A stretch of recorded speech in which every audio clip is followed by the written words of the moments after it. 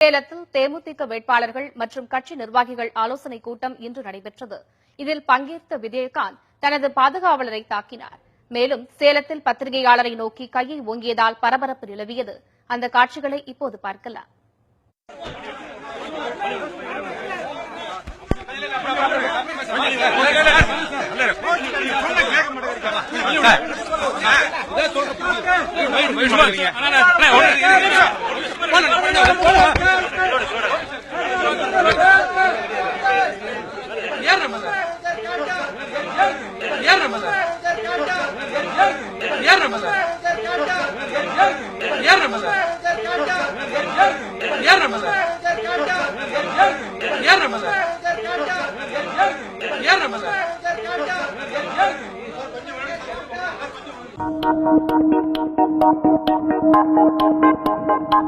Thank you.